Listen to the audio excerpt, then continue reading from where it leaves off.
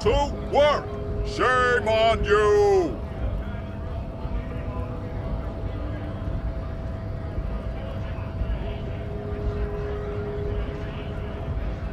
Not before you get in there and get your ass whooped. Learn by failure, I always. He might have some advice, but you got to at least try to fight Measurehead first. Return if you fail.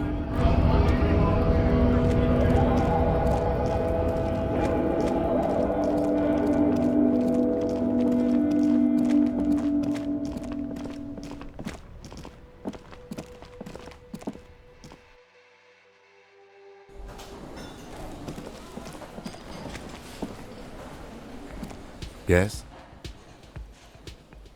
Excuse me? You have a distinctive way of walking. If I were to walk in front of you, we would surely collide. I hope you don't take this the wrong way. It's just a collegial observation. In the 57th, we call it the Jamrock Shuffle. Officers from Jamrock's 41st Precinct tend to move a bit erratically. They say it's a scene-clearing technique developed by one of your lieutenants for gathering evidence.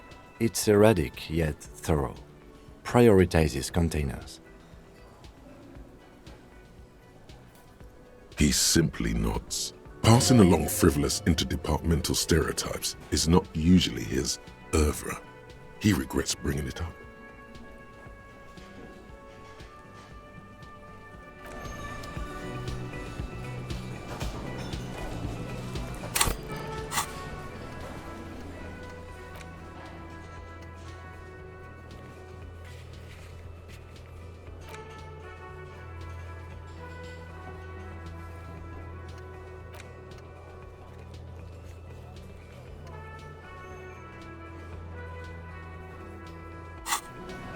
Yes?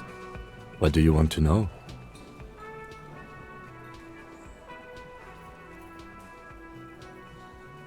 Ah, yes. The case brief you missed. Now I remember. 3 days ago, the RCM Emergencies Desk received a report about a security guard who was found hanged in Martinez.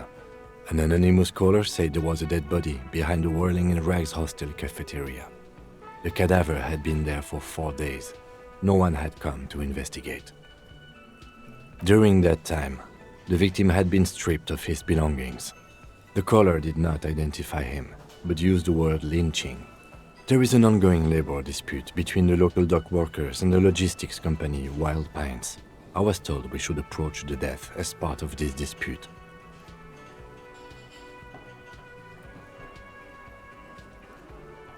They didn't identify themselves in any way. The tone was muffled using a device of some sort.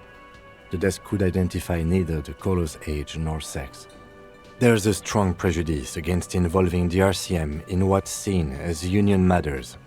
The dock workers' union is the de facto police in Martinez. Now it appears they've started executing too.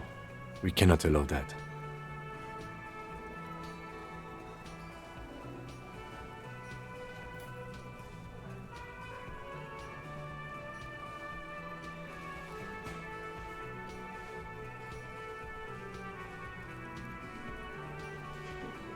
That's us, the Revachol Citizens Militia.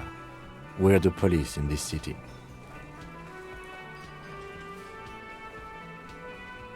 That's right.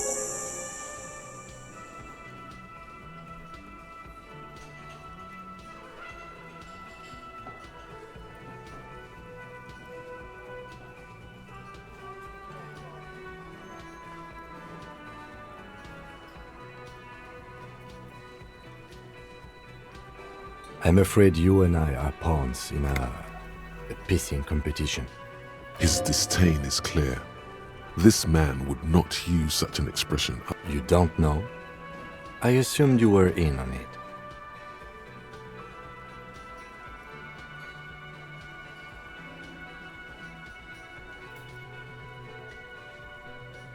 Better still than an imbecile cop-off. It's just stupidity. The cop kind. Our precincts can't decide if Martinez is part of Jamrock or the Industrial Harbor. Yours or mine, as if we somehow own parts of the city. Typical street gang mentality. So we've let the Union make a mockery of law enforcement here, and now it's come to its natural conclusion. Well, sort of. It's less a matter of who gets to police Martinez than who has to. It's an orphan district, in other words. I think the dispatch desk just told both our stations about the hanging.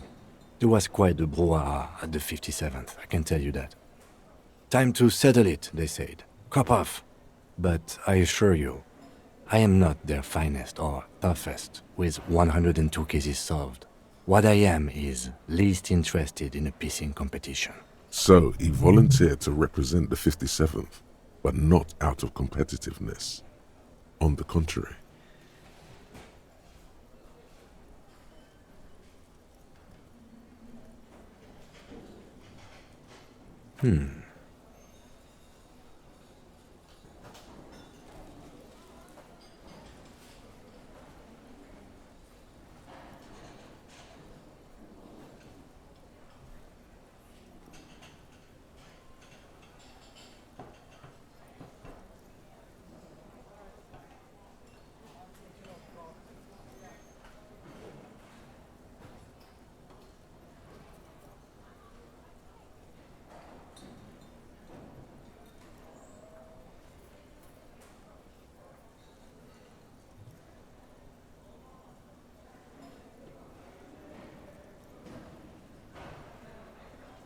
No.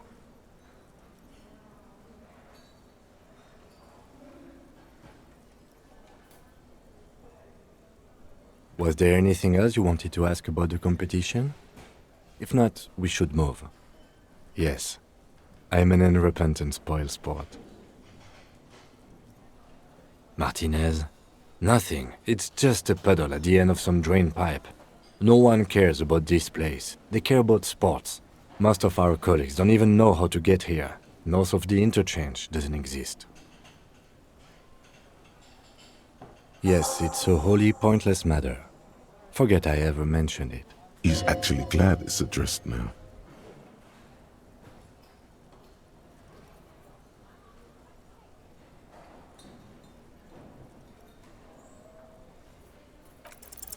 Because you're the best qualified? No, that doesn't seem right.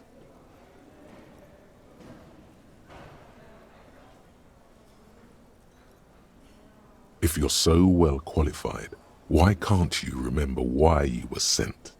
Anyway, don't keep the lieutenant. What do you want to know? No, it's not a particularly mysterious case.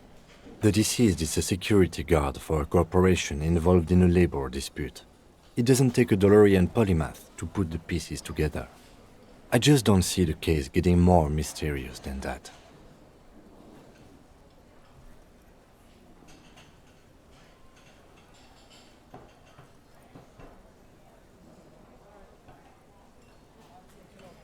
I can assure nothing like that will happen. Do you know why not? Because it's not part of reality. The gesture resembles an orchestra conductor bringing the choir to a full stop. So desperately mundane. You need to funk this case up. There's something the lieutenant isn't seeing. The universe is too irrational, too morally complex. You should convince him. You mean like a brief? Do you want me to brief you again? There's no reason to wing anything. If you didn't get the brief, that's okay. 3 days ago, the RCM emergencies desk received a report. During that time, the victim had been stripped of his belongings. The caller did not identify him. A security guard or worker of some sort, hired by Wild Pines. This was just hearsay from Martinez, of course. We need to find out the truth. They didn't identify. There's a strong prejudice against involving the RCM in what's seen as union matters. The Dock Workers Union is the de facto police in Martinez. Just to be clear, we are police officers. It's our job to find the killer. That's the case. Good.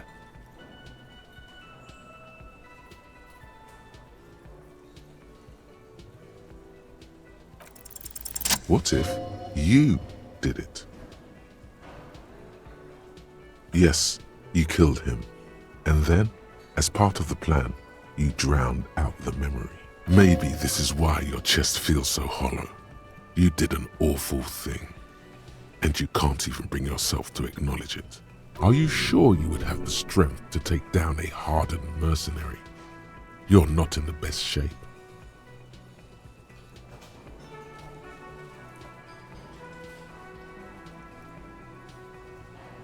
And what has led you to this conclusion? That is a common side effect of overindulgence.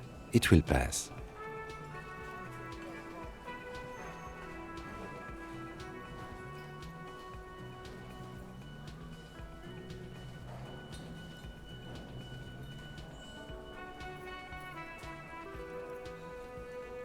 I find that highly unlikely. It's not unusual for detectives to feel complicit in a crime until the perpetrator is apprehended, especially when the investigation is dragging. So let's get back to it, shall we?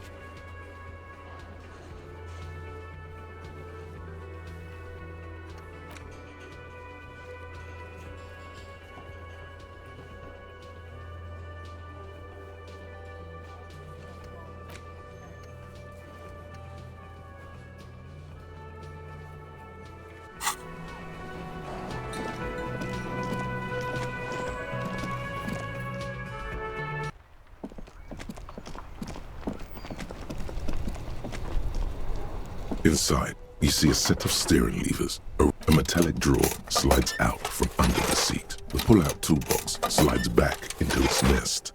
This is Precinct 57. How may I assist you? Just a moment, officer. 10-4, come in, officer. Over. 10-9, over. 10-4, message received. This is a very serious situation. I need to 10-22 the captain. Over. Is it him? What does he want? Says he lost his badge and needs to report it. He what? He lost his badge? This is Communication Officer Jules Pidieux, sir. Over. You mean your partner? Over. What is he saying? He's asking who you are. I'm his goddamn partner. It's your partner, Satellite Officer Vitmar, sir. Did he lose his memory along with his fucking badge? Who lost his badge? Dick fucking Mullen. Who do you think? It's Officer Dick Mullen from the bestseller Dick Mullen and the Lost Identity. Dick Mullen is not your name. It's the name of a fictional detective who would not lose his badge. Defend yourself. Immediately. They're laughing at you.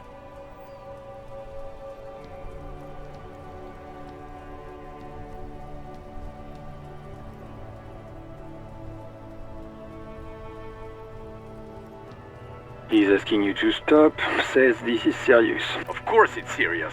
He lost his fucking badge. Satellite Officer Vitmar concurs, losing your badge is serious. Over. He says this has probably happened to other policemen before him. Oh god damn it. Is he fucking kidding? The whole station's gonna be dicked for this. Satellite Officer Vitmar is wondering if you might be joking and adds that this tarnishes the reputation of the entire station. Over. Mullen dicked us. 10-4, I hear you, officer. I'm just going to make a note here that you are in pursuit of your misplaced badge. Over.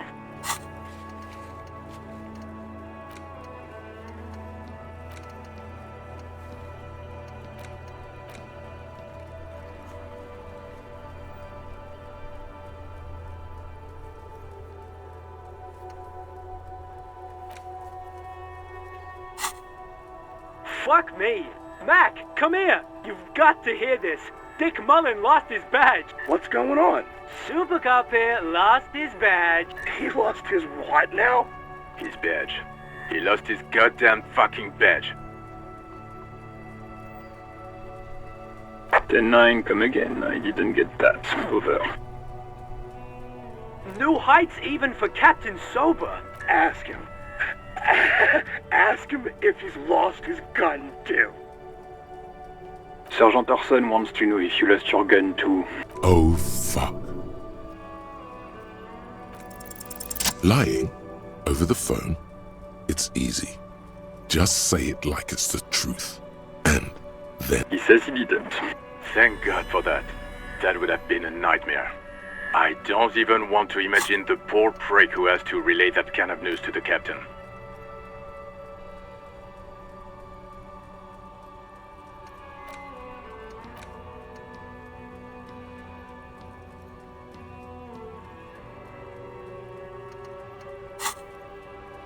Losing his badge is bad enough. Tell him to find it, and fast. We can't have some gangbanger running around with it. We're all glad to hear you've not lost your gun, officer. You need further assistance? Over.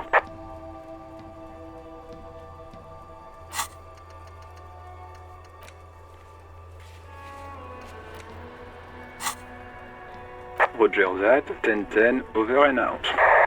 As you tap on the gauge, the indicator pin jerks as if startled. It's in the large orange sector, indicating the engine is warm. Next to the gauge is a red switch labeled heat. Now, that's enough fun with the foldable headlights. I know they are mesmerizing. They are also fragile. I'm not going to turn it on for you again.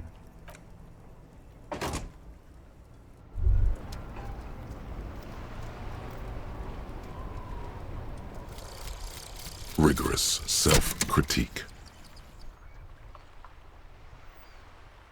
Here it is. Hard facts from the man you are.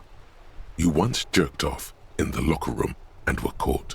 You held a young woman by the arm and kept her in your apartment for 20 minutes against her will. That's right. These are not flights of fancy. These are real deeds, Harry, emerging from the darkness of your past. You tried shooting a fleeing suspect in the foot, but hit him in the pelvis, crippling him for life. And, above all, you let life defeat you. All the gifts your parents gave you, all the love and patience of your friends, you drowned in a neurotoxin. You let misery win, and it will keep on winning till you die, or overcome it.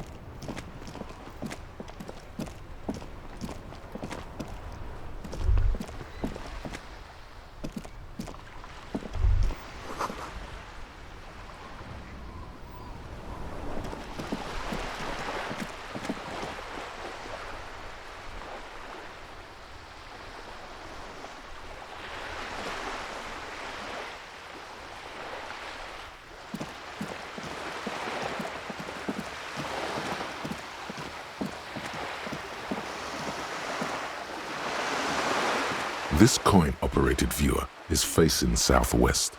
Its coin slot is full of fossilized bubblegum, rendering the machine permanently inaccessible. A thick layer of graffito covers the lenses. You spell out the word Onuk, written on the other side. Under the graffito, a sea of blues and greys appear. Behind the water lies a coast studded with concrete and reeds. On it, a church on stilts, lanky weather-worn wooden planks, an X-shaped cross topping its tower. The church looks old and weather-worn. There are no lights in the windows. Around the large wooden building you see chunks of sea ice gathered on the beach, and a small tent set up on the ice. The metal feels cold and wet under your palm. It looks unhygienic.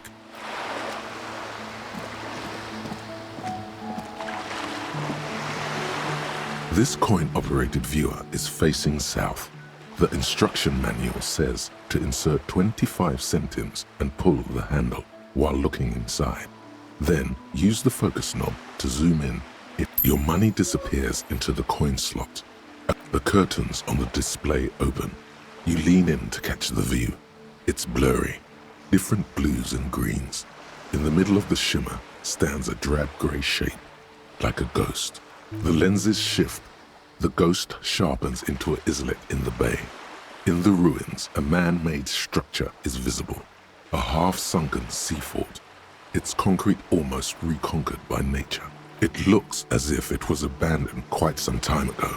Nothing but a rotten tooth remains of the anti-air, its leaves ripped from it by the winter wind. Really? I don't have the eyesight to make it out.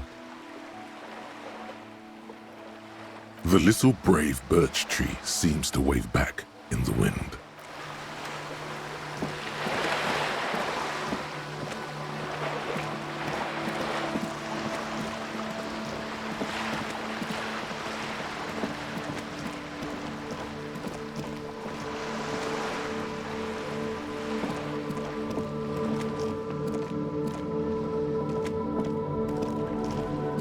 The streets will flow red once more, a great torrent rushing down Rue de Esperance. You wait and see. The streets will not flow red with anything.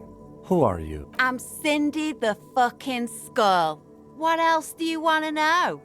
Date of birth, blood type, the last time I was tested for Hep C. And here I was trying to be polite. Just can't win with you pigs. She's grown frustrated with her work and welcomes the opportunity to challenge authority in other ways.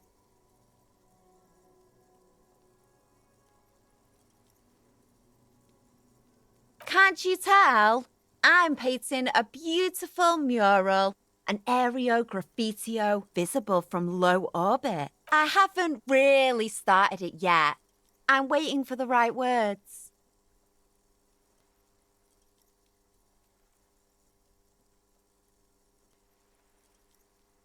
This place is severely lacking in havoc. Not even the occasional trash can fire to break up the tedium. I thought I'd mix it up, you know, summon the forces of crime and social chaos with a wall-sized invitation.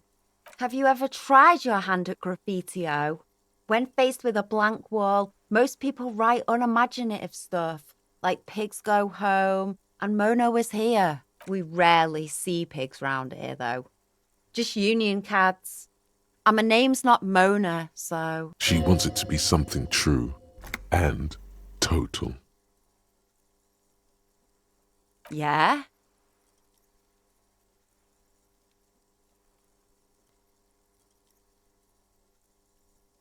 Thanks. I'm sure the inspiration will come to me now that I have an official RCM stamp of approval. You've lessened her desire to deface the building. The lieutenant is desperately searching for another handkerchief.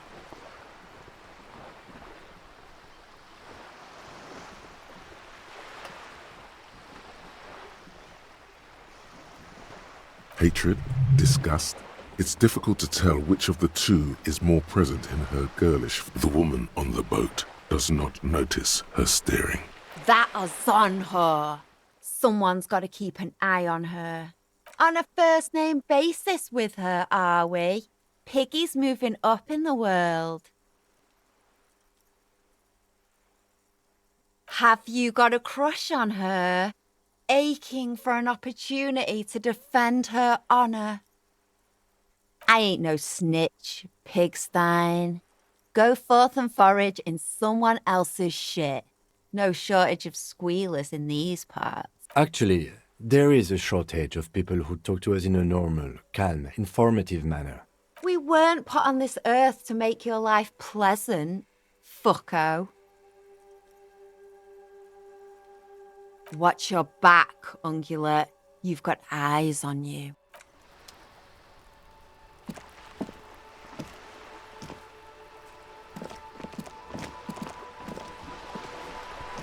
A sturdy metal door guards the southwest entrance to the apartment building.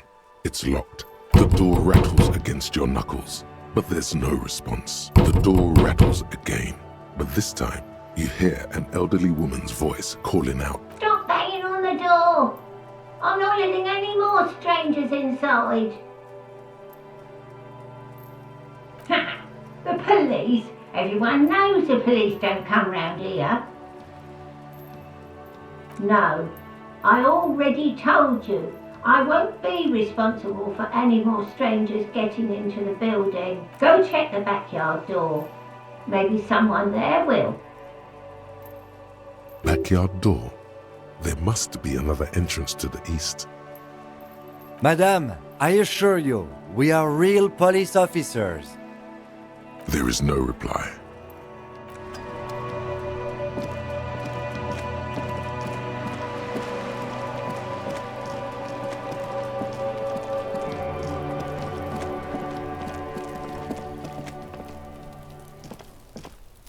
You see a young man on a balcony nursing a cigarette. Not looking for any trouble, officer.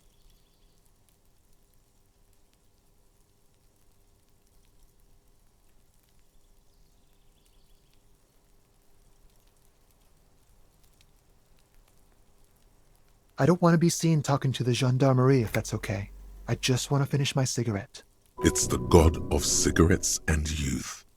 Ask him if he's got. Don't let him go. This could be your witness. The balcony has a great view of the whole. Apologies, but this is my last one. The god himself has denied you absolution.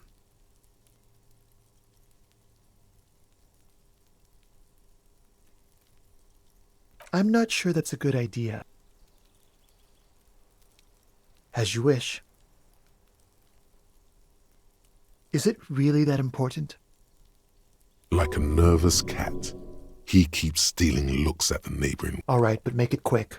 Once I finish this cigarette, I have to run.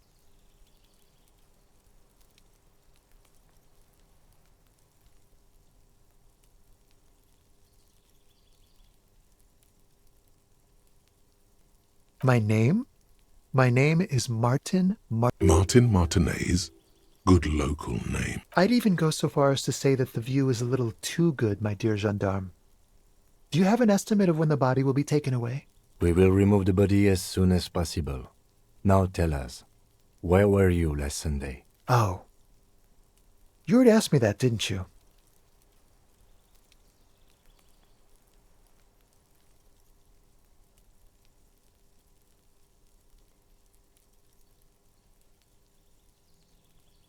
No, not you. Some more muscular type. And when did you speak to this more muscular gentleman? Last week? I don't know. Look.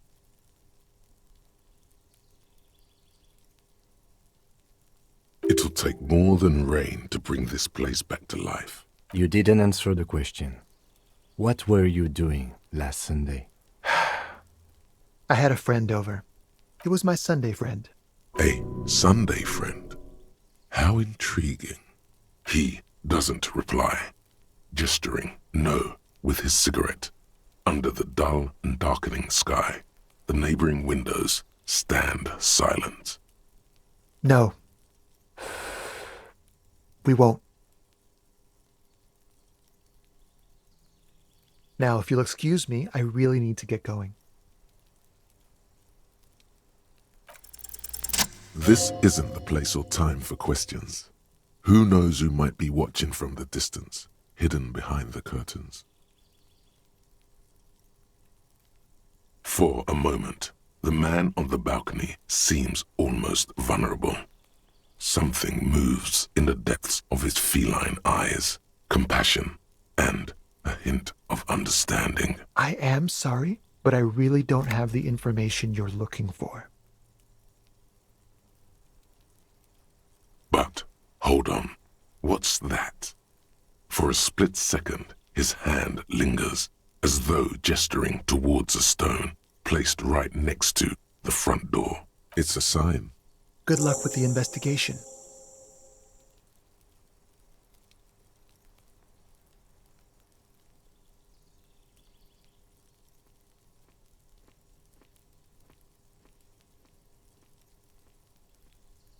He's gone. No point in running. Tenements like these often have multiple exits. If he doesn't want to talk to us, then he'll know how to hide himself. He could be a witness. Him or his Sunday friend.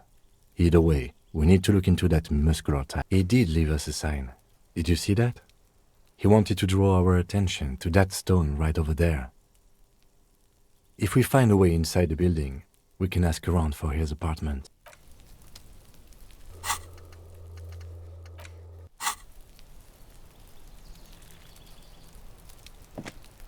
A stone, like any other.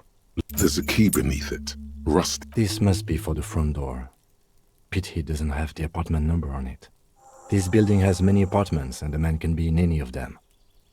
We'll just have to go in and see.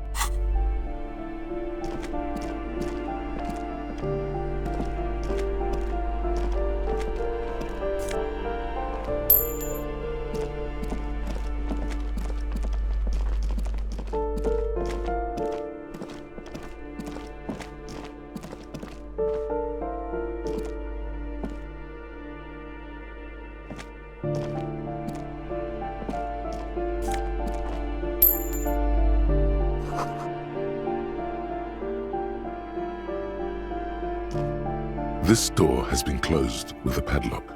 A chalk-drawn number on the board says, "Number no reply." It's a solid lump of metal, but the shackle is deeply corroded. A solid pair of chain cutters would make short work of it. Better whip out those cutters. You won't get very far otherwise.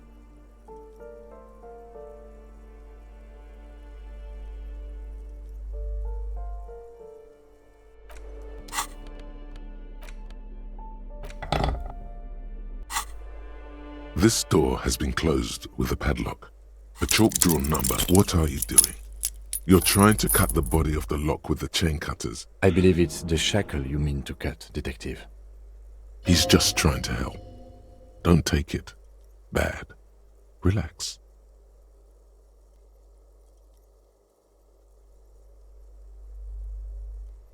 Perhaps you should give it another go.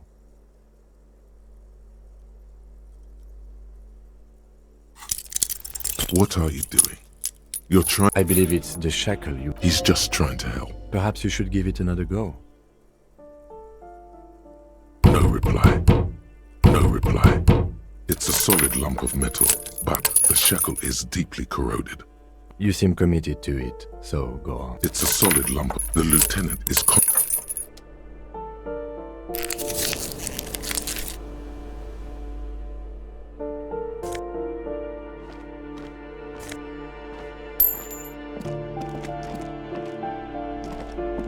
You hear someone walking around inside, rearranging the furniture. The walking stops abruptly, but no one. You can feel tension on the other side. A poor communard from the looks of it. The room is barely bigger than a closet. Do I have to open the door?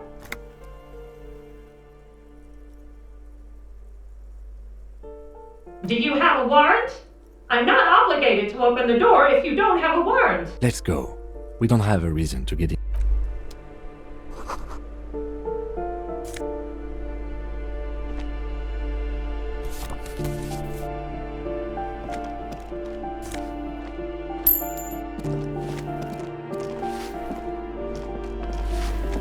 Give me a moment. The cold never does any good for my bronchitis. I'm fine. Fine. Don't you worry about me. You're still worried. It's very worrying. Now, what do you want from me, policeman? She's the cleaning lady. She knows the floor plan and the residence.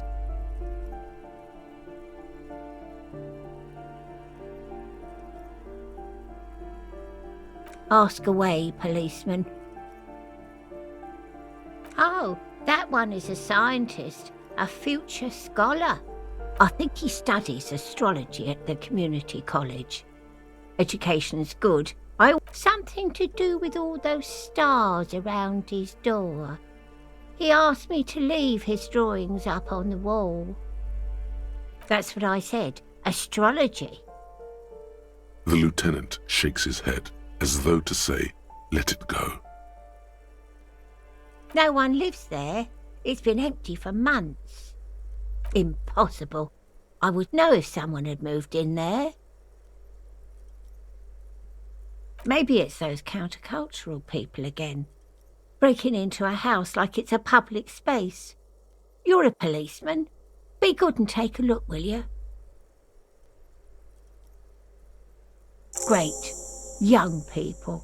They're worse than rats. You know, always littering the hallways with trinkets and empty beer cans. The artiste? Nothing I can do about her, I'm afraid. She ruins the walls faster than I can clean them. Still, she leaves an old lady to her business. More than I can say for others. She mumbles some kind of a response, then hacks something into her handkerchief.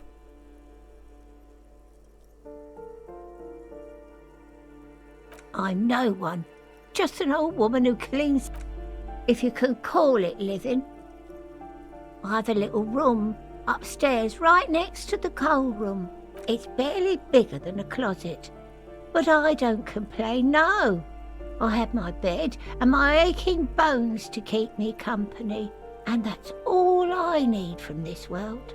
Oh, you'll find plenty of Martins here. Don't you worry.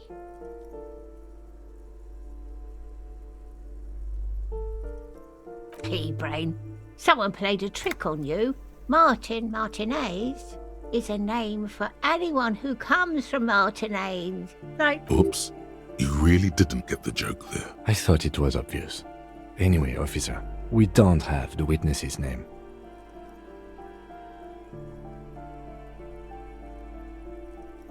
Yes, I know who you mean.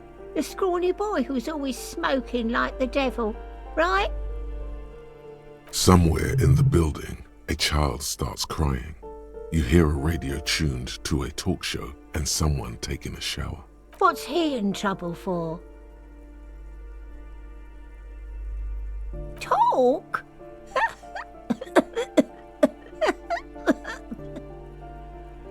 He lives upstairs in room 28. Go to the balcony. It's one of those doors there. Thank you. We should go.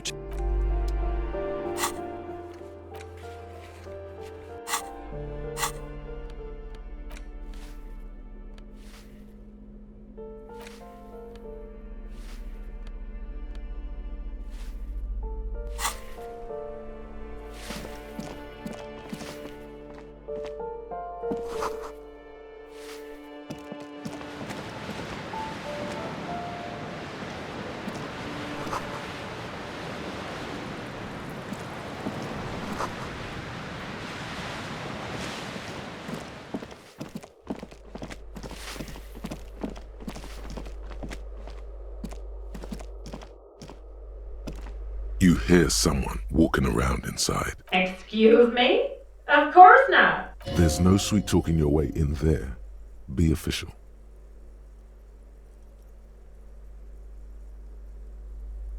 Oh, come on. That was smart.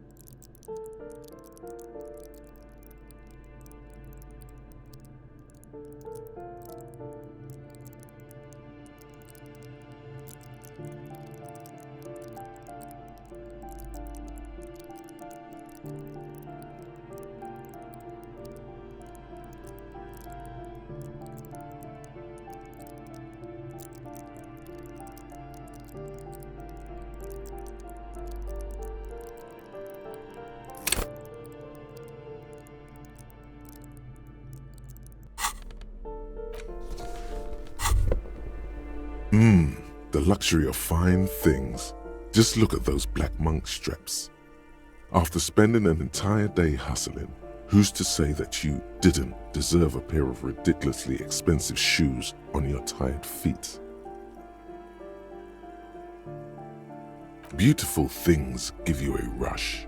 It's power, crafting your style, draping your flesh in silk and leather, deciding how to present yourself to the world. Remember, when they come to take it away from you, you worked for those shoes. Whether you like it or not, wearing these shoes has made you more liberal. Wow, you work hard. Oh yes, you hustle. You're a provider. It's tough out there, but you keep it real and provide. Look at yourself. You're a human pedometer. You must have walked 200,000 steps down cracked asphalt, mosaic, sand, and linoleum. That is the sign of a hustler who never gives up. The world is harsh and people are evil. You didn't make it that way, and you won't let it break you. You ride. That's just what it's like, life and death. But you got gills on your side, baby. Got those black papers with the faces of the innocents on them. You bring in the Franco-Negros and the Solas.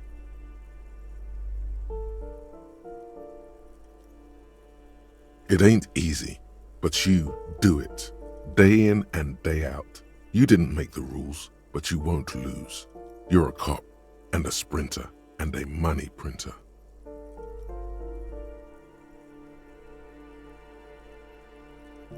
Sure. And has it been easy? Is life easy? Have you not gone into cardiac arrest? Are you not about to have an anxiety attack or shoot yourself in the mouth? But you still hustle 20. Are you rich?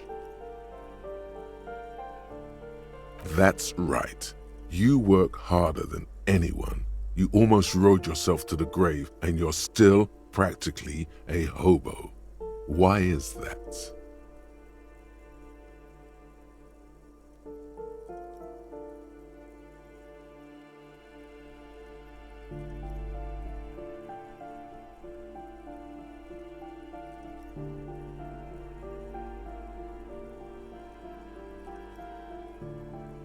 Boo-hoo.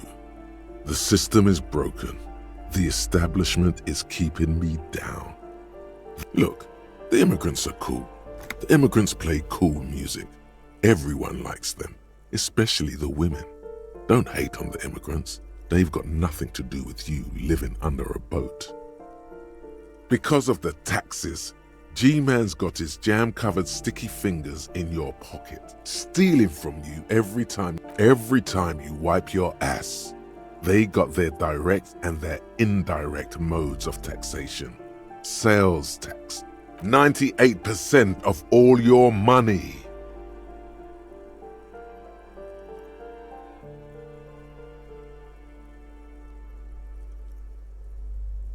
Here you go, hustler. Fight the righteous fight. Free the people. Keep it real. Keep it street. Keep foaming at the mouth.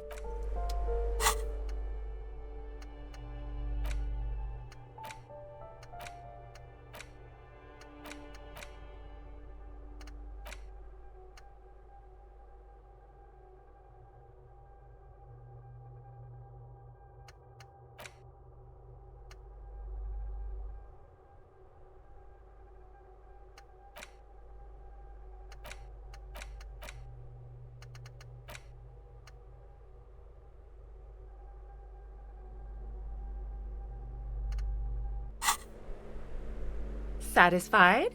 My name is Marielle Charpentier, and I'm an agent with Martinez Realty Associates. I am not breaking in, as I have every right to be here. The keys, see? Her voice is really cheerful, despite her obviously hating you. Do you want to see my ID as well? You can't legally ask for it, but why not? Want to see my residence permit too? It feels flimsy in hand, with the words Revachol Zone of Control written under a nondescript municipal logo. There's Be Friendly.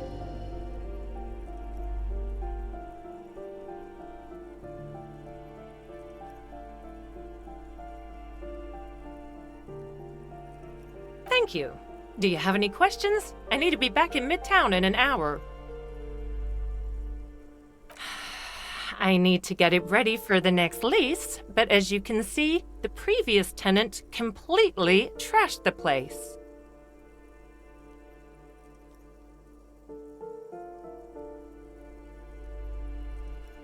It was some kind of a moribund old man who used to be a business owner. You'd think they'd make rent. But that was months ago. Anyway, was there anything you wanted, or is that it? I'm in a hurry. Oh, that's another huge mess. The former tenant owes us 3 months of rent. 3.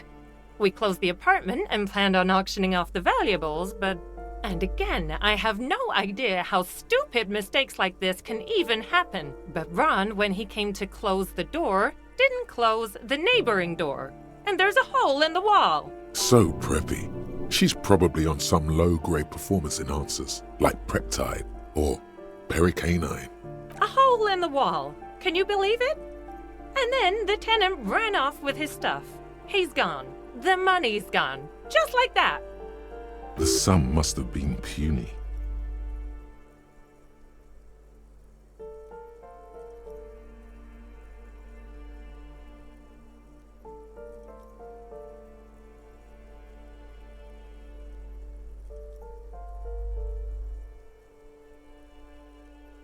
Don't ask me what happened with the wall. I have no idea how we're going to find the time or resources to fix it. Both apartments are now unrentable. Both. Oh, that's another huge... And again... So, a hole... The sum must have been puny. These apartments are perfectly fine. They have gorgeous architecture, a million-real view of the bay, good ventilation, neighbors, life, spark. I'll tell you, Martinez has a future. In a few years, it's going to blossom with artists and creatives and those radio computer Well, it does not disappear from my hands. No, I don't let it. Don't ask me. Both apartments are... Of course.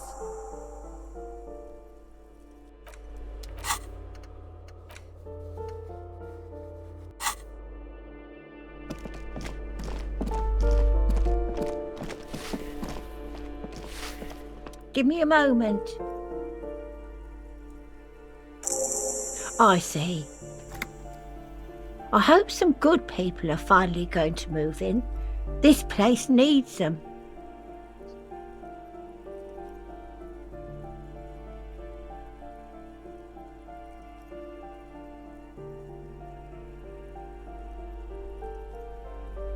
Yes, well, I hope they're good people. Your statements are too vague to comment on.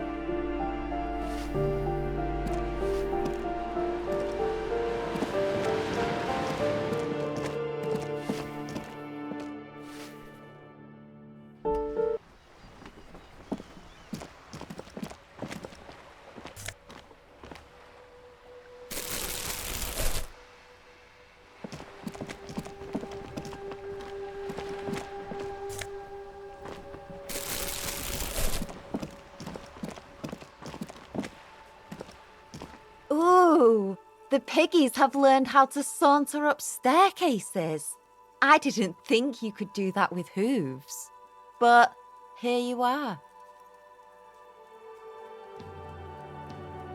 Yeah, I can see that. Cool mutations. That smell coming from her paint bucket. It's not paint. It's heavy fuel oil. Red dyed heavy fuel oil, intended for exclusive use in government vehicles, to be precise. What did you think I was using? Aquarels? Sucked it out of a cop's fuel tank myself. Back in Jamrock. She really did it. She's proud of it too.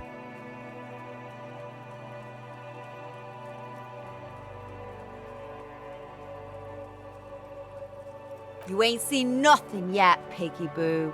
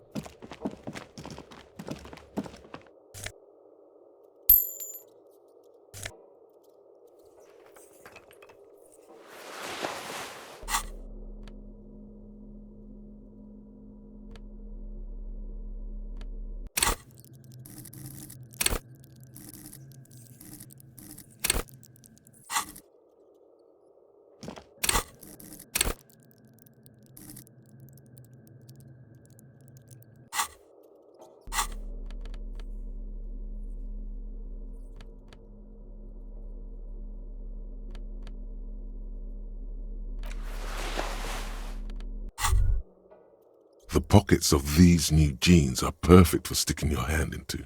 Makes you look cool, calm, and collected. As your hand enters the pocket, your finger... Hey, it's a chewing gum wrapper. It reminds you of the fruity juice of apricots. You should inspect it closer.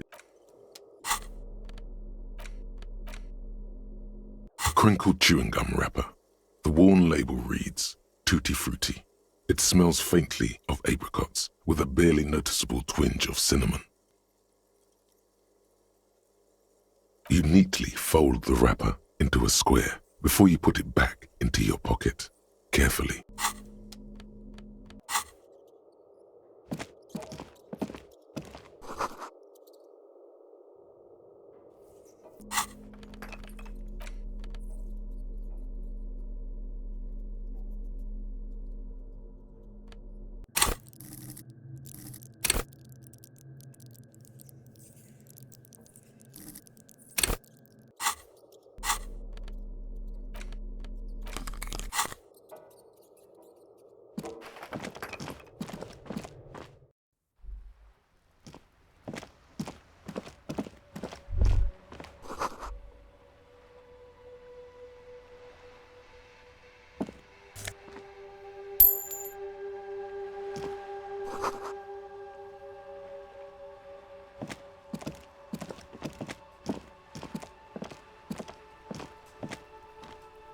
Hello again, officers. Have you... Oh, not only have you found my address, you've discovered my biggest secret. I'm a coal miner.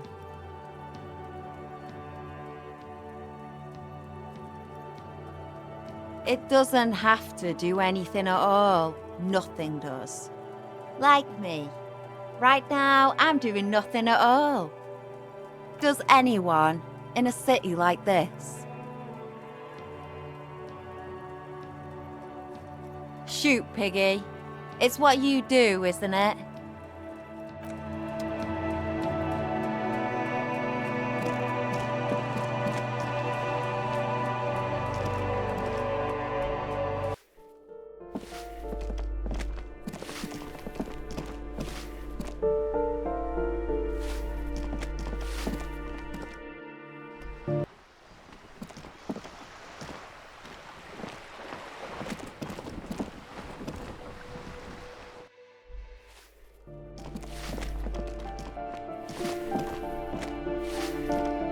Give me a moment.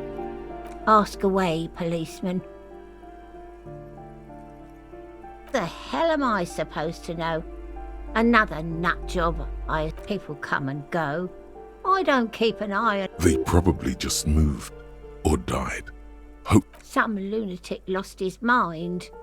All kinds of morons pass through these halls. With how small these rooms are, wouldn't you want to break the wall down?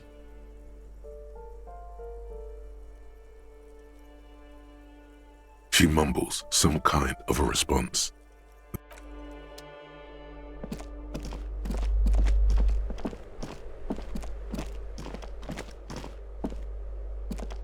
This door has been closed with a padlock. No reply. No reply. No reply. It's a solid lump of metal, but... You seem committed to it, so go on.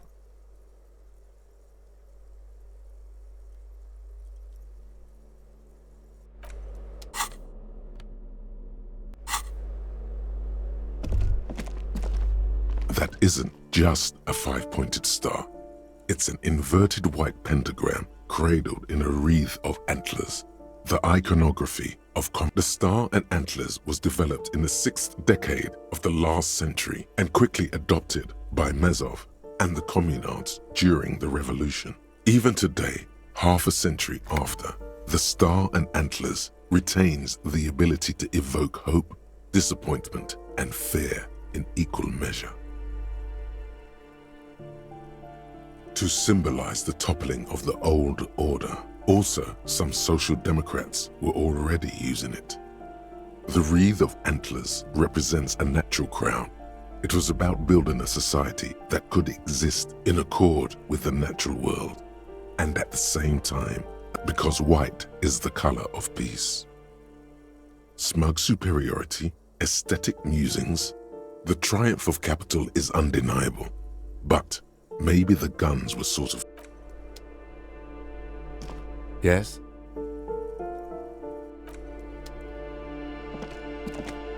This door has been closed.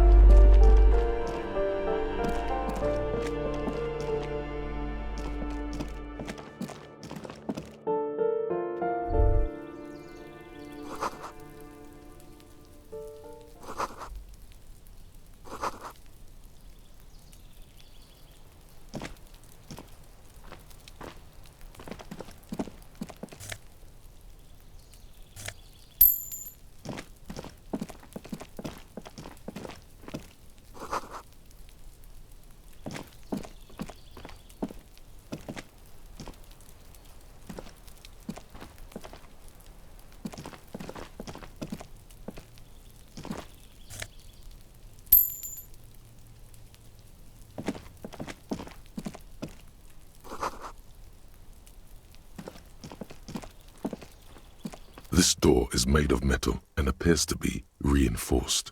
Someone here really values their security. Number 28. This is where the cleaning lady said the smoker on the balcony lived.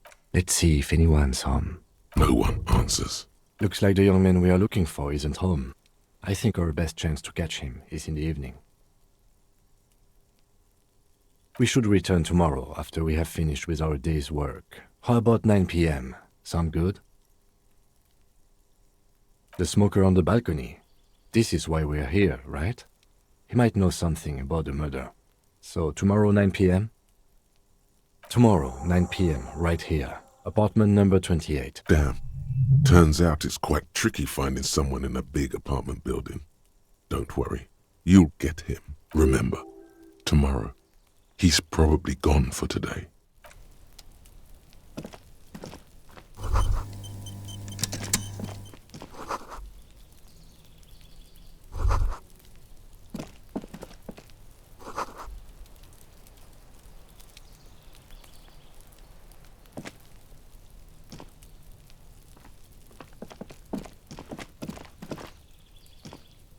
This door is made of metal. No one answers. We should return tomorrow.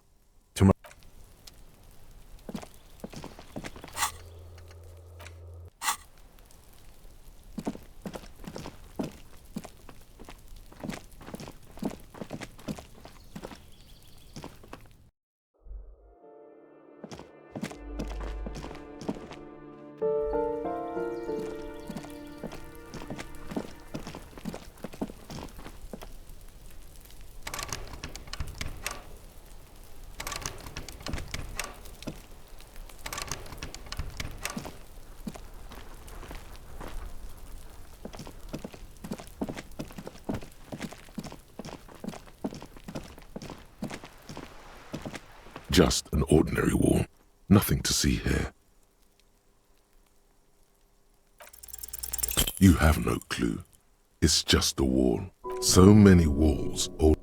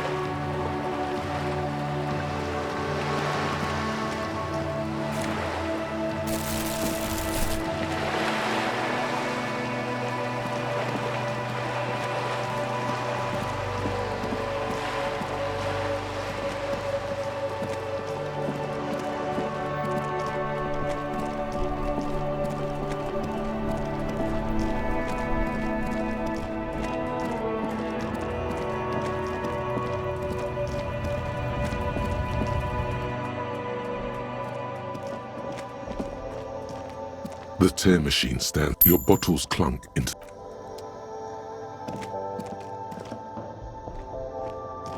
a colourful display of Again, I'm obliged to inform you that both alcohol and cigarettes damage your health.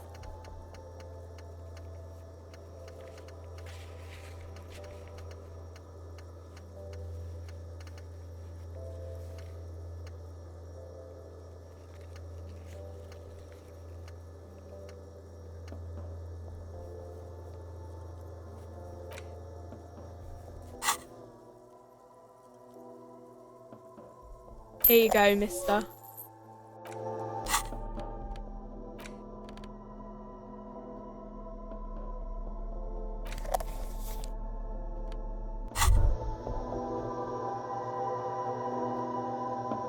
There it is, a brave little army in your pocket. The first smoke, you picked the best one. This soldier is fat and succulent. What are you waiting for? Get a load of this rock and roll cop here, people. Johnny Thundercop. Hey, you can't smoke in here. Shut up. It's already happening.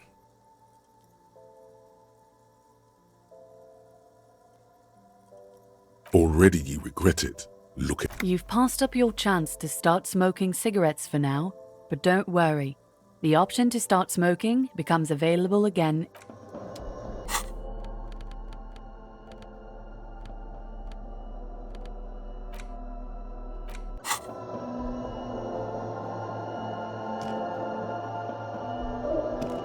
A colourful display. Again, I'm obliged to inform you that both alcohol and cigarettes damage your... Here you go, mister.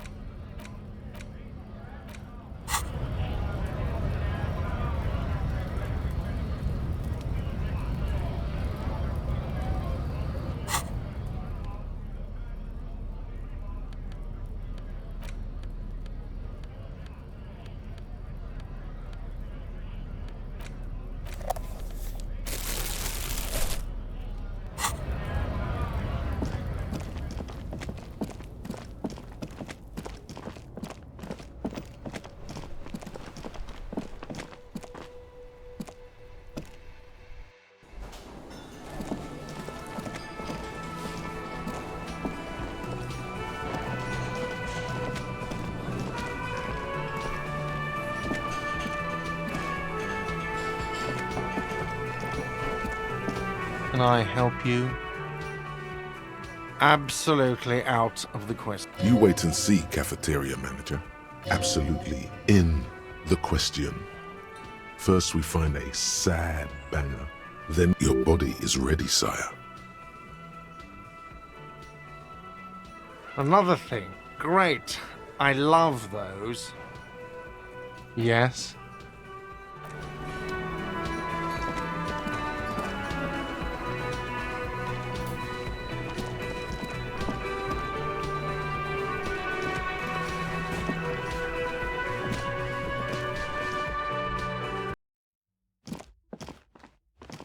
The door is closed.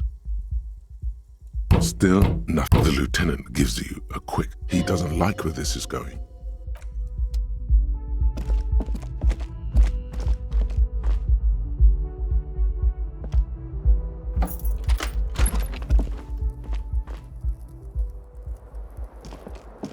The fan is spinning.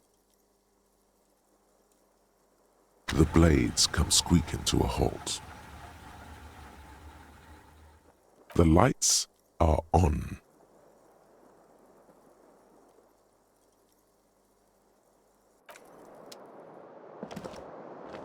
The bed is cold and not particularly inviting.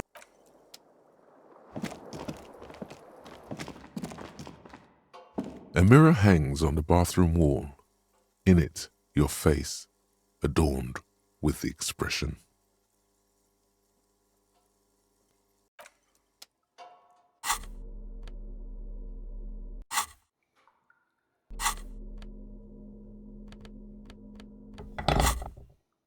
A mirror hangs on the bathroom wall. In it, your face, adorned. The chain cutters slip out of your hands as you attempt to twist the...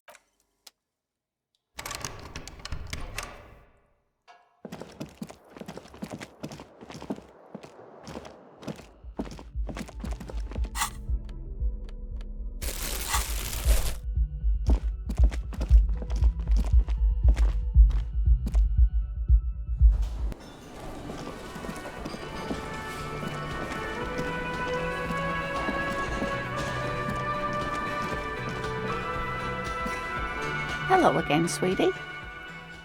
I hope you were able to pawn that old trinket.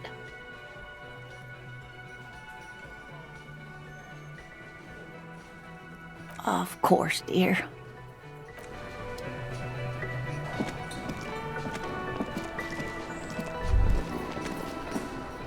That sugary black rum stain on the counter makes you teary-eyed with joy. It's almost touching how syrupy and sticky it is. How long have you been up already?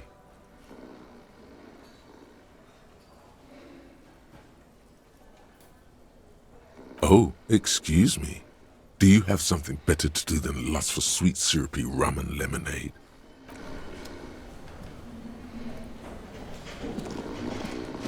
The worker is is in a deep slump. Perhaps he's on his way to where you just came from, into the primordial darkness. You gently shake his shoulder, but nothing happens.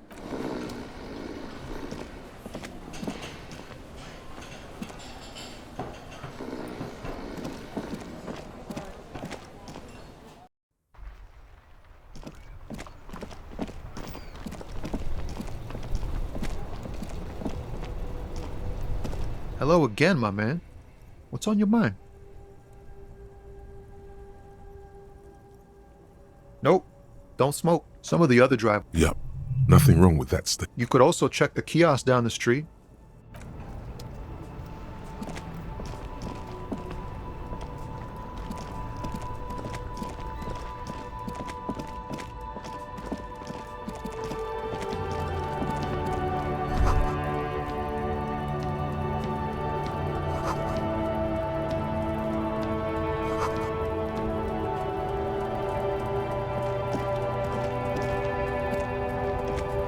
Looking for something on?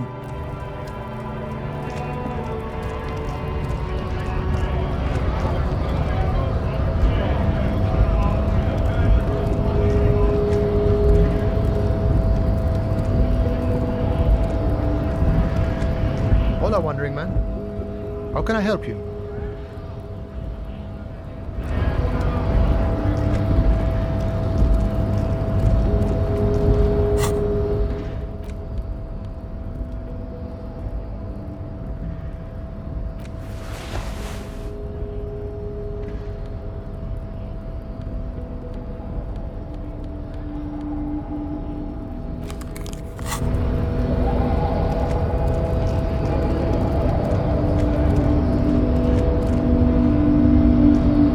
Promising race pupil returns.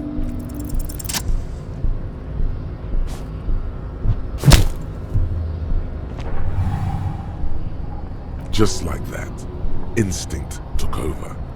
A solid strike straight into his throat, into the cartilage. The man is reeling, gasping for air. Time stands still around you. In the distance, the sounds of the harbor are falling silent. All you hear is a small gurgling sound as a trickle of blood appears on the man's lip.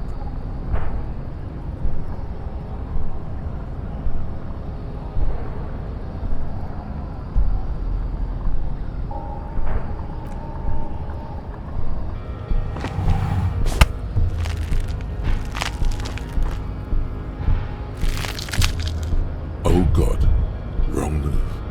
You're... Say it.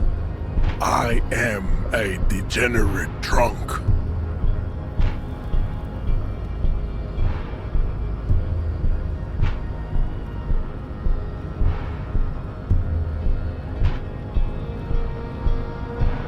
The compression is unbearable.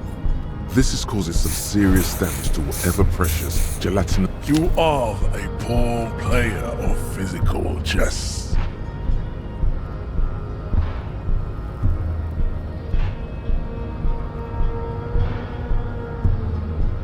And...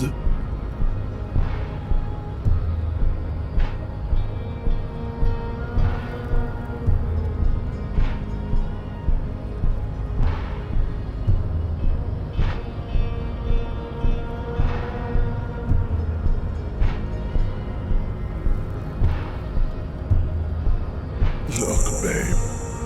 When confronted with the harsh truth of his demise, the melancholic academician starts fiddling his own genitalia. That's disgusting, Jean. It is. Beneath the veneer of academic jargon, the liberal theorist is a beast, a sexual maniac, and a deprived nihilist. Life is a game to him. Words are meaningless. Nihilistic sex maniac. I take pity on your urges.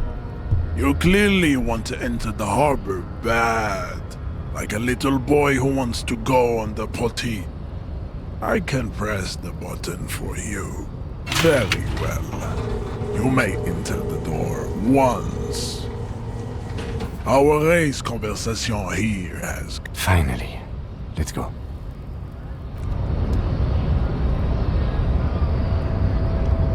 I'd appreciate it if you didn't force us into situations where I may have to shoot random civilians, because that won't get us anywhere. I'm not even sure the one bullet my chamber holds would even prick that Hulk.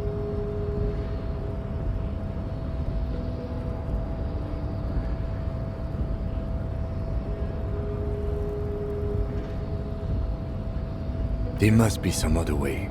Let's go see the yard again. It faces the other end of the harbor. We're done with Measurehead here.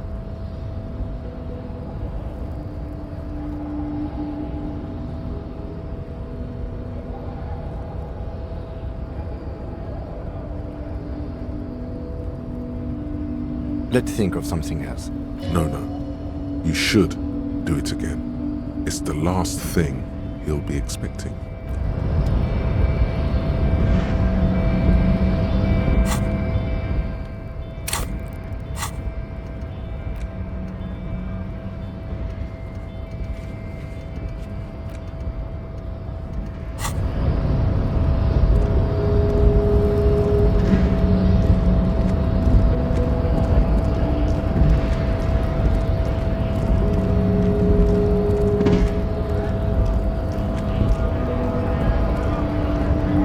I guess getting past the man ain't that simple after all.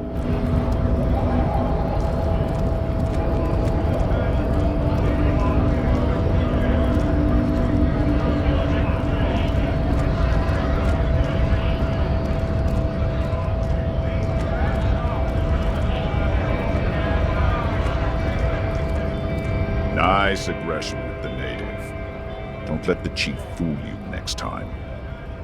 Not bad advice, actually. This might do the trick. Let's talk about our right to work.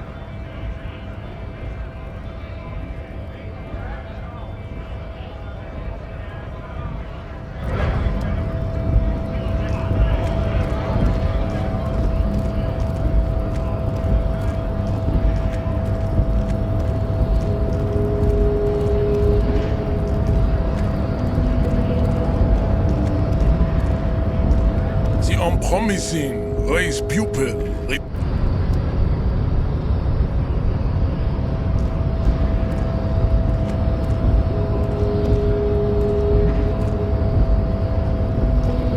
The unpromising raise pupil returns.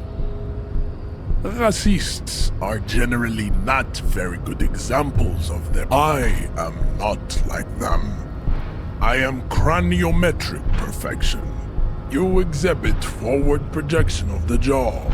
It is impossible to see any more of your... This leads me to conclude you are not a... Your racial heritage is uninteresting. It is the same as all Revacholians. He's right there. It's almost impossible to get it on unless you're both drunk. It's too scary when people are sober.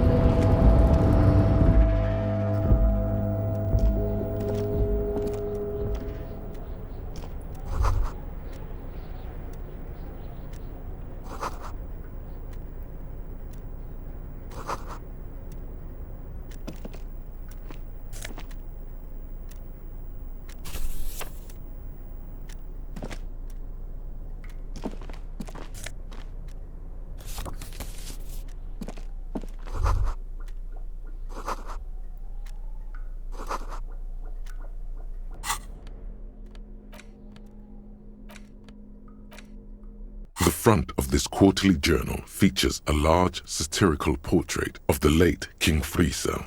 From the sides of his head, a pair of white antlers spread to the corners of... To your disappointment, there aren't any full-color pictures to direct your attention. Just column after rifling the pages with your thumb several times, you return to the magazine is divided into several sections. International developments, Kunst und Kultur, And, unsurprisingly, much of this section is taken up with articles declaring unqualified support. You skim the headlines. Paint the harbor red and white. Martinez tames the wild pines. A city in revolt.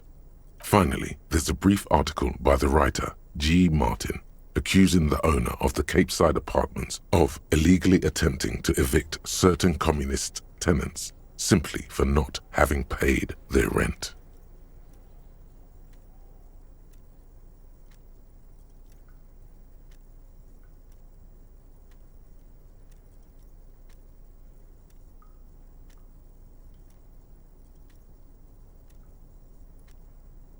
According to these editorials, there can be no accommodation with the forces of international capital or their mucilaginous allies in the coalition. Why do communists love puerile insults? And they wonder why they're always being left out in the cold. You flip back to the front of the magazine. The table of contents unfolds. Comrade, as you know, this journal takes its name from Mazov's immortal expression, du cristal à la fumée. This was his way of describing the way the rigid, crystalline structures of capitalist ideology turn to smoke under communism. But, like the structures of capitalist ideology, we too are at risk of going à la fumée. Unlike many publications which are content to spoon-feed their readers reassuring drivel, La Fumée is committed to telling the radical truth, even when that truth may drive away potential subscribers. So please, if you value our radical Mazovian perspective on contemporary politics, culture, and international affairs, please consider subscribing today.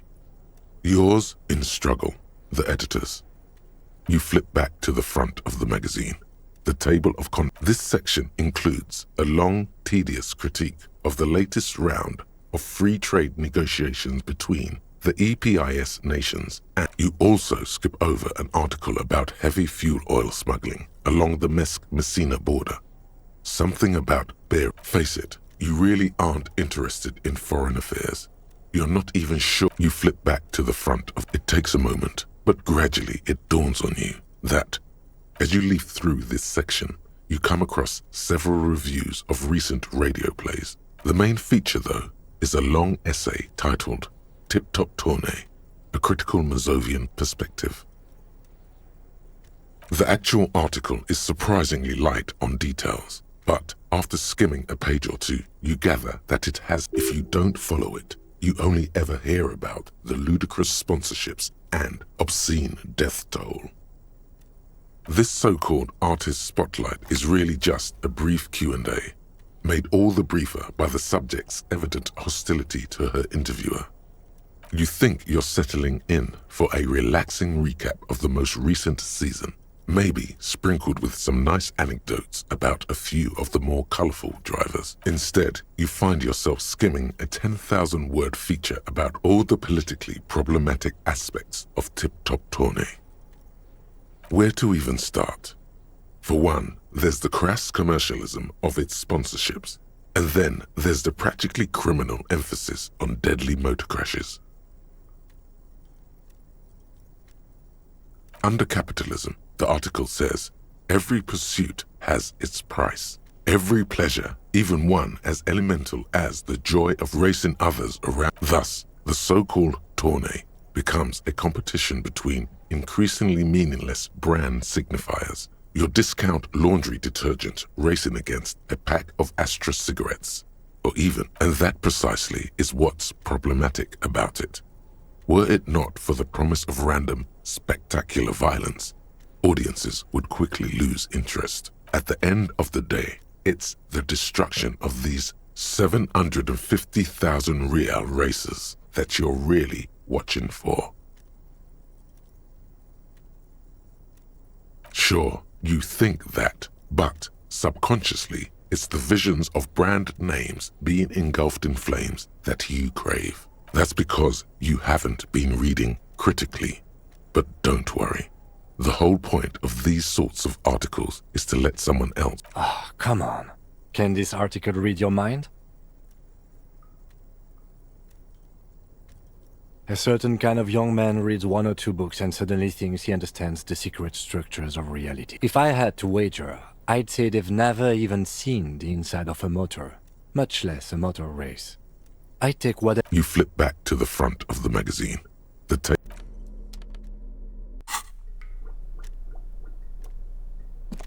On second glance, someone has forgotten to properly close one of the drawers. It's unfortunate for the Union to just leave their paperwork lying around like this. Let's see what's inside, he thinks. The drawer opens smoothly. Inside is a well-organized hundreds of documents containing logistical data. 2 kinds of transactions stand out.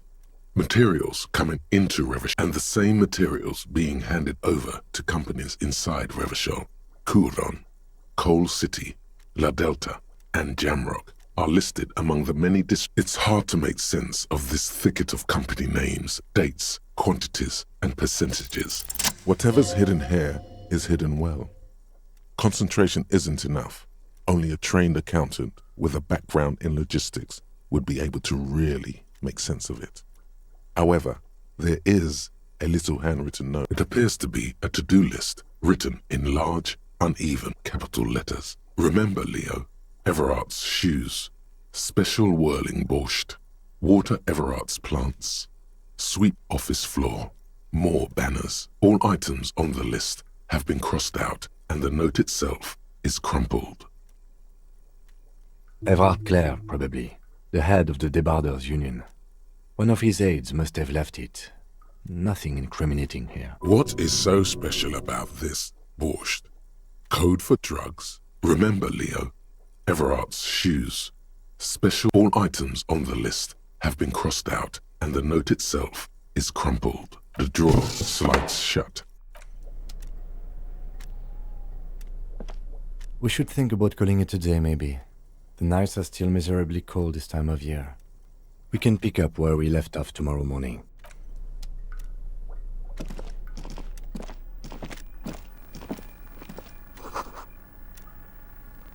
An imposing combination of a punch clock and a payphone is looking down at you from the wall.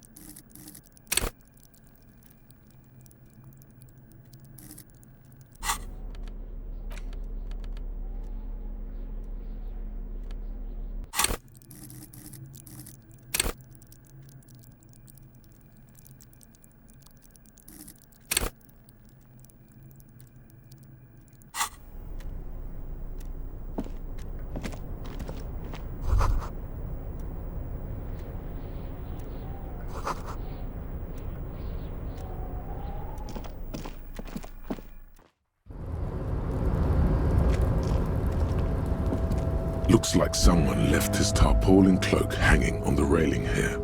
The white rectangle of the Revachol city. This is your cloak. You can feel it. Yes, it does bear the RCM insignia. The service cloak issued to you by your state. As your fingers touch the tarpaulin, I will shield.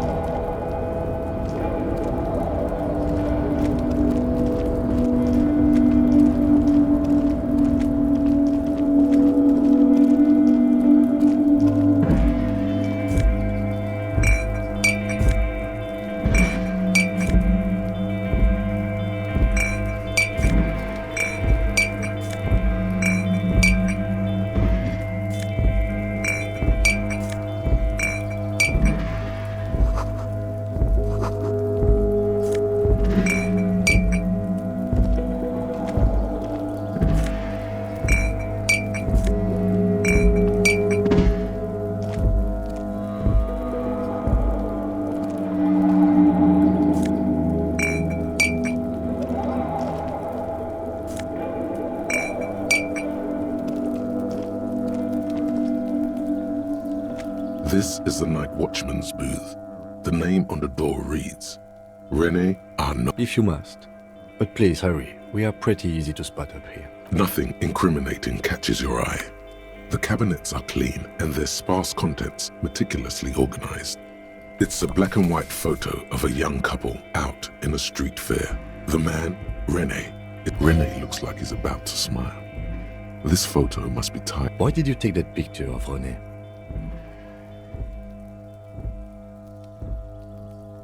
You're really interested in that old soldier. Not sure I understand your fascination, but sure.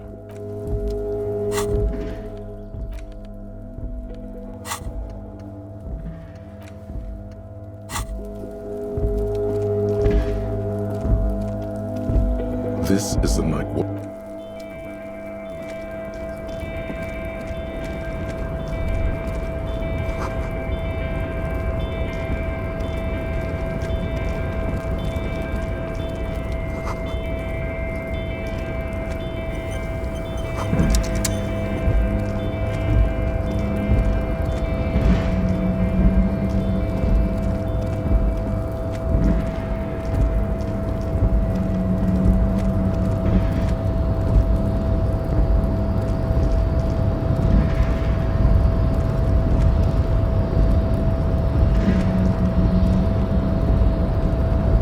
Control panel with several knobs. 2 buttons marked Marche, Marche, On, Arrête.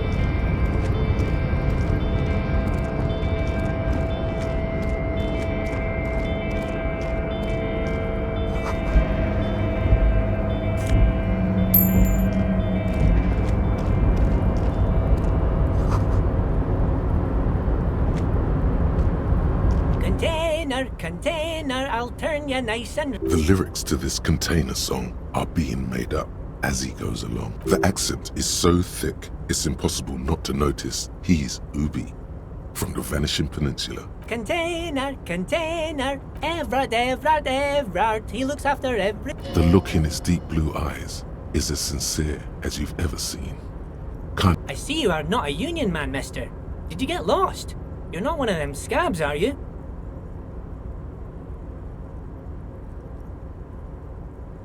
I mean, I don't personally mind. Folks is just folks, you know, and folks gotta eat.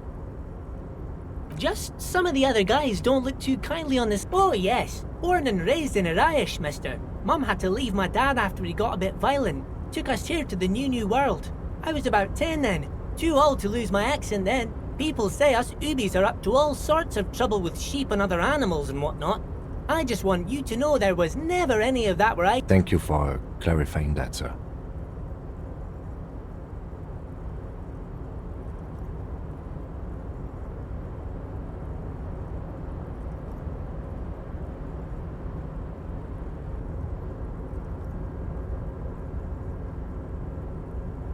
Oh yes. I leave all kinds of notes for myself. That old head of mine ain't so good at keeping things in no more. I almost forgot about the borscht. Oh yes, I've been taking special whirling borscht to the men every day since the strike started. It's very good. Makes a man feel so warm and happy. I feel like I could take on Mr. Renadan's boar dogs every time the lunch is done. Power borscht, huh? Never heard of a borscht that turns little guys into dogfighters. Alcohol, however. Yes. I'm taking it to them.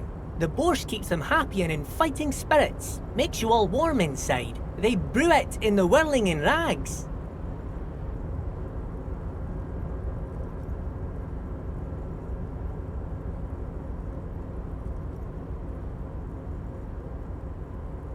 Oh, sure, mister. Sure. You do that. Yes, sir. Oh, most of the guys are down at the gates, keeping the scabs from coming in. We're on a strike. The whole union is. You don't have to work when you're on strike. Ha! So no one is working? Not everyone is down there, of course. Mr. Everard is in his office, where he always is. And Jean-Luc is guarding the gate. But Titus and his boys got into some drunken trouble and Everard sent them on a nice vacation. For a week or so. Oh, I'm not really supposed to talk about that. That's union business. Him and his boys stirred up something in town. Probably drank too much and got into a fight or something. I heard Mr. Everett telling him to take some time off. Don't go all bad cop on this simple, friendly fellow.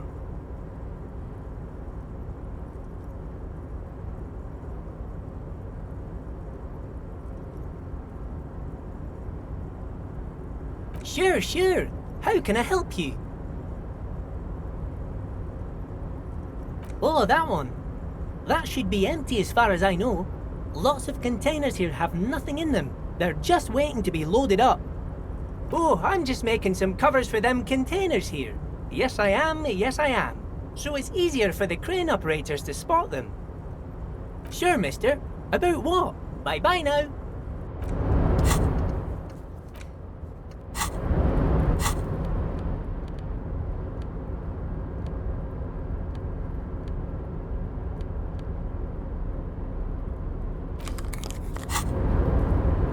Hey, mister.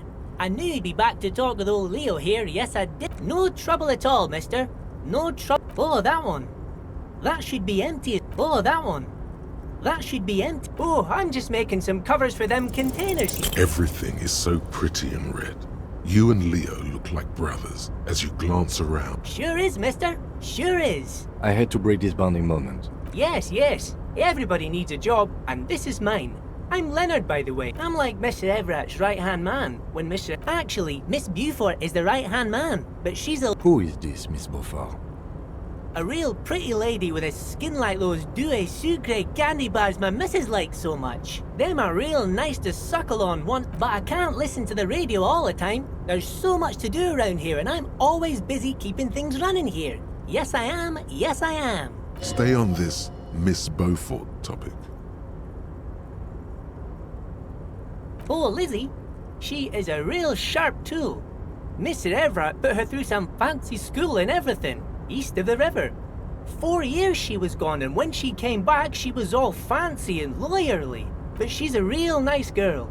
Grew up in this here neighborhood, knows everybody and gets along with everyone. Real pillar of the community one day, I'm sure. For a fraction of a second, there's sadness in his eyes. If me missus and me was to have a child, I'd be real happy if she turned out like her.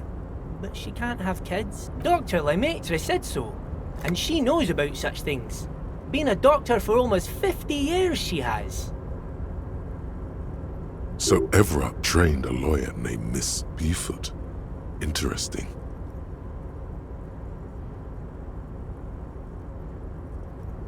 Yes, this place really seems to run like clockwork. Keep it up, Leo. Well, thanks a lot. Coming from you, it means a lot, really. Sometimes I feel some of the guys don't really get how much I bust my ass for them here. But you guys are alright. The white rectangle on your clothes might not mean an awful lot in Martinaise, but the recognition from an authority figure made Leo's day. Oh, you want Mr. Everett then? He's an awfully nice fellow, he is. Him and his brother are both nice fellows. They've lived their entire lives in this here neighborhood. Guys like Mr. Everett and Mr. Edgar, his brother, are real good guys. Made Martinaise what it is today. Mr. Everett and Mr. Edgar and I went to the same school we did when we were boys. Oh, Mr. Everett is usually in his office, of course. But he already left for the day. He always leaves around 10 p.m.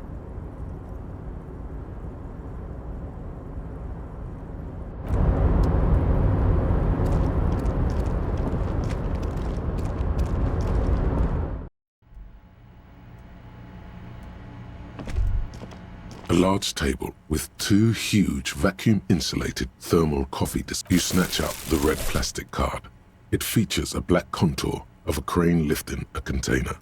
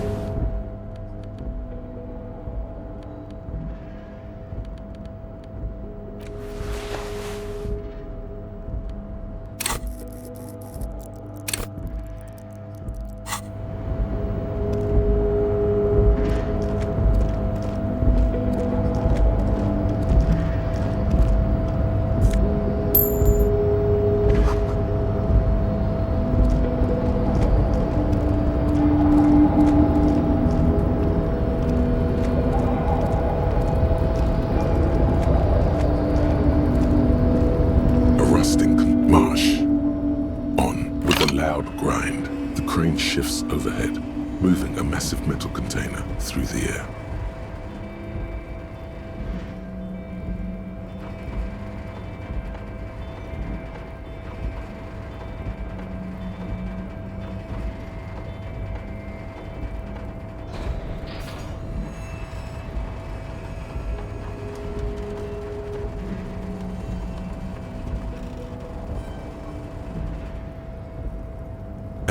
With a surprisingly quiet thunk, the harbor sleeps as the strike rages in the distance. The crane can rest again, now that it's the rusty control panel grows warm to the touch. Then I can't see how that was worth the wreckers, except for seeing the crane in action, which I admit was satisfying. The crane does not return to its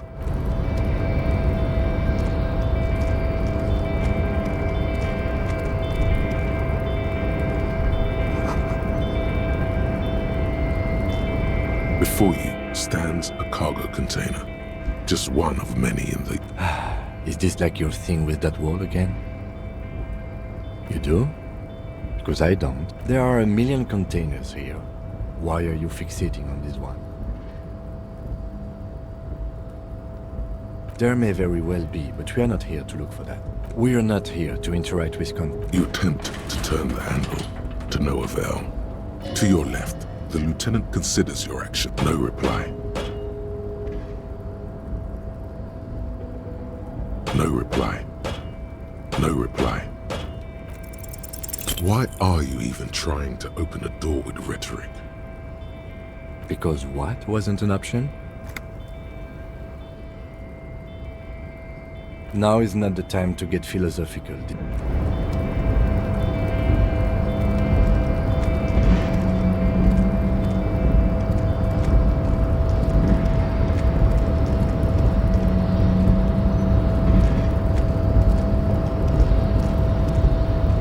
Rusting control, no screech of metal. Crane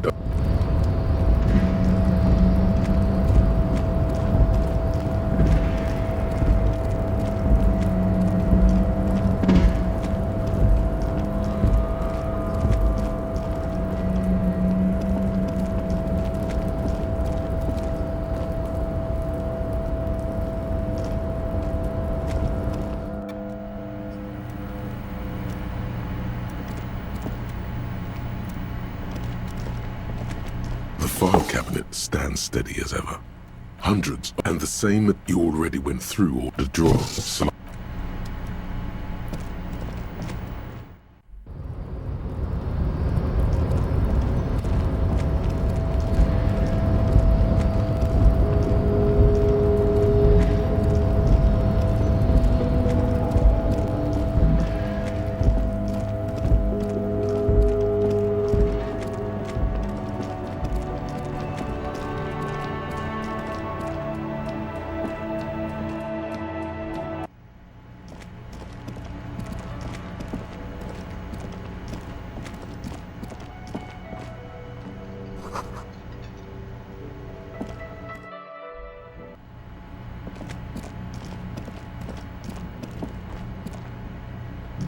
This is the door to the room you redecorate. Just a moment.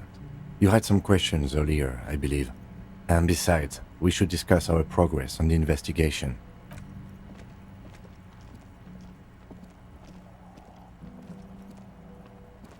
The air outside is brisk. The lieutenant is silent for a moment. He listens to the traffic hum. Where shall we begin? We should talk about the investigation, first and foremost. But I also remember you wanting to discuss the RCM?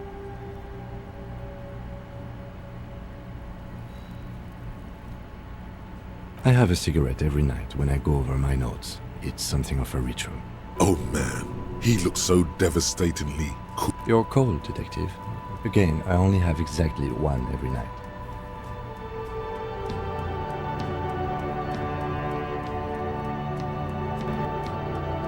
You mean this? This isn't cool. It's an unnecessary trial of will. Keeping the habit within the parameters he's given himself takes a lot of focus. It would be easier to simply quit. Yes, it's been a long and eventful day.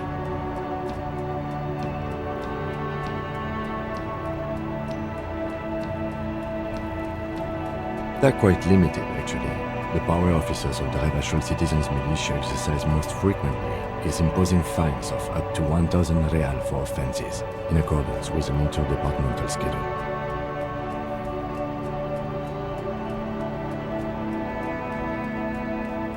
Yes, although indirectly, as citizens can always request records from their local station. Officers of the RCM have been known to take bribes of less than the prescribed fine amount. It undermines trust in the RCM. The RCM's primary role is to ensure safety. We are not really supposed to play any part in the economic structure of Revachol. We can arrest people, of course, but rather than bringing someone in directly, it's preferable to serve a station closely. It prevents confusion and overcrowding.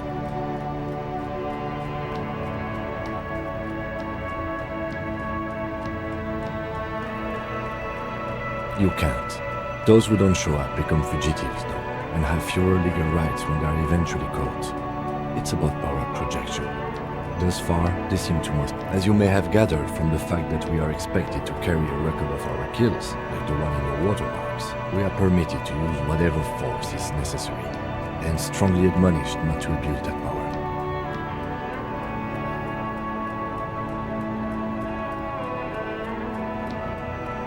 We don't convict. We arrest and send them to coalition government courts in Courant and La Delta. The prosecution works off our testimonies and records, which is why it's paramount to keep them. You have to supply compelling evidence for why it was necessary to use lethal force. In these cases, your partner is usually not a good position to be in. The coalition government and the moral intern more broadly. The RCM was formed by the coalition government to restore order in the international zone after the revolution. So we did. Now we attempt to maintain that order. No more, no less. Or perhaps it is better to say we were allowed to form. It's a point of contention whether the citizens of Revachol or the coalition government founded the RCM. Be sentimental if you like. Either way, the Moralinton leases us the right to keep the peace in this city, and they will take it away if we misuse it. Well, we inspected the victim's body, so that's good. It was not easily approachable in that state, but we did it. I would say our initial inspection was very thorough, and we have solid leads to follow up on. Then you shot him in the chest, which wasn't ideal, and we still have to get him down from the tree.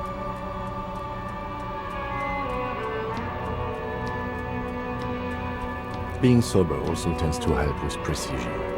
But moving, we didn't get to Mitterrand-Claire, but we did get into the harbor. It'll be easier to reach into more. We talked to Joyce Messier, but didn't get any information from her. I have a feeling Joyce knows how dangerous the situation really is. We have to get her to talk to us. Above all, though, today was exhausting. What's with all the running? You run a lot. Is that a stand-up Precinct 41? I have a really good theory about why you're running so fast, son. Just you wait until we get up tomorrow.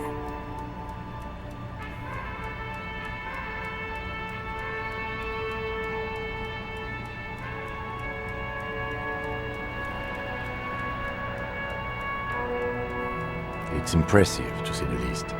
For a man your age, especially. Those are some stylish shoes too, by the way. Those loafers. Must be hard to run indoors like you do.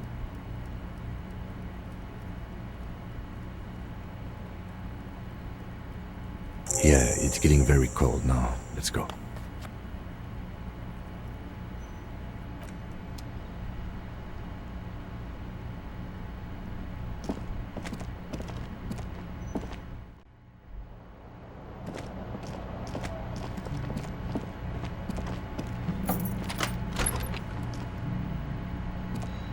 Yes?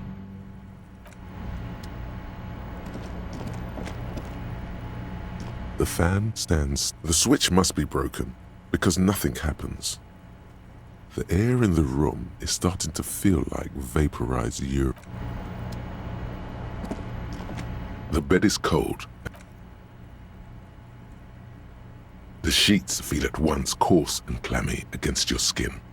The bed sags beneath your weight as you stretch out and finally close your eyes.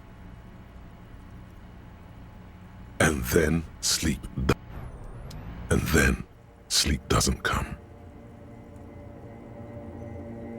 Maybe it's the bed's fault. Its synthetic filling has separated into hard lumps. It barely covers your toes, stretching over your soft belly. This is your body here, intimate and warm. Under your thrumming eyelids, you see a dizzying array of colors. You won't get off this carousel. It's a little better. Colors, scenes, and half-formed phrases still litter your mind. Part of you is still trying to solve the case, isn't it? Your breathing steadies. A great silence washes over you until your eyelids twitch in your sleep, and images start forming.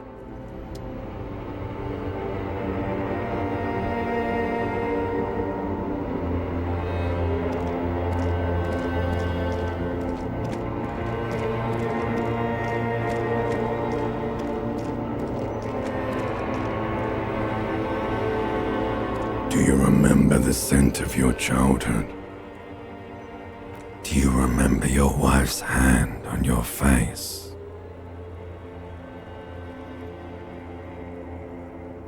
Do you remember the warmth of her thighs between her legs and in her mouth? Do you remember the warmth of her thighs between... You know who I am. I'm the bad day. The one where you ask her, and then later in the streets, wandering.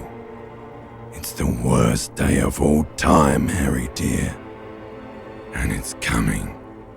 She will hear about it on the phone. Reality will turn into a grotesque nightmare. This will be the last thing you did to her.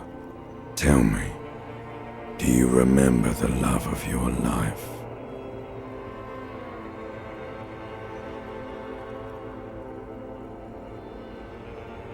Oh no, Funky baby, you stayed. It was the rest of it that left. Or you just stood there, with one hand on the bottle and the other on your dick, watching it go. Tell me, where are your friends? Human beings have friends, Harry boy. Where the hell are yours? They were only cramping your descent into the abyss. Now they're gone. 3 times gone. You failed Elysium. Everything. The pale and the useless. On the surface. The outer magnetosphere. Burning, furious truth. 8,000 years of written history.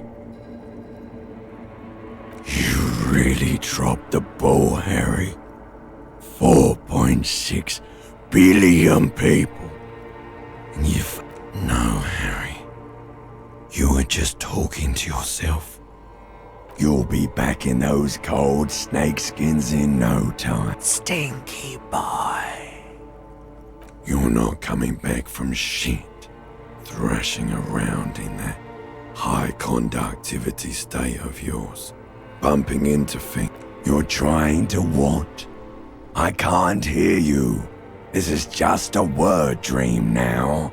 Jumbled up garbage. So something is wrong. Sleep shouldn't be this bad, this dry, this unnourishing. There's something wrong with your thoughts. Some kind of new type of hangover. Oh yes, party boy, and it's worse than the one before. Just think of the shit you saw. Here it comes too, so soon. Time to go to work in the shit factory.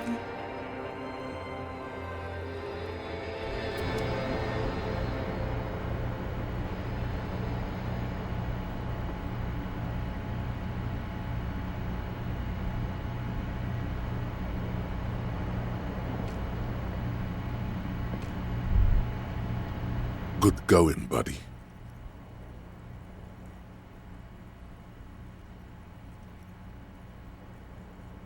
Yes, wait till you see the one with the chick in it. It's gonna be a good one. You feel even worse this morning than you did last night.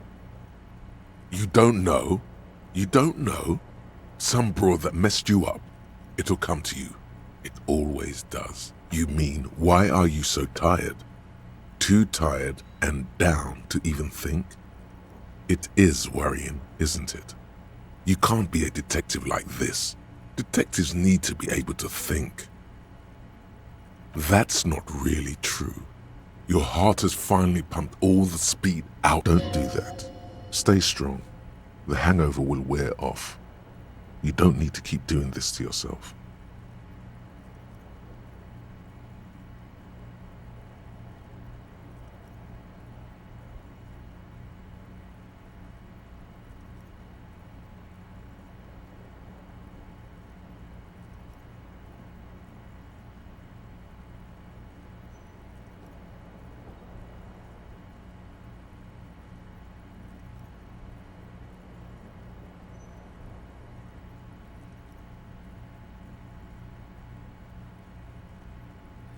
Are you sure? Ready to live as this pathetic shell of yourself for days? Basically, a week? Let's be honest, suit yourself. Slow, sad shell man. See how you do without your spark.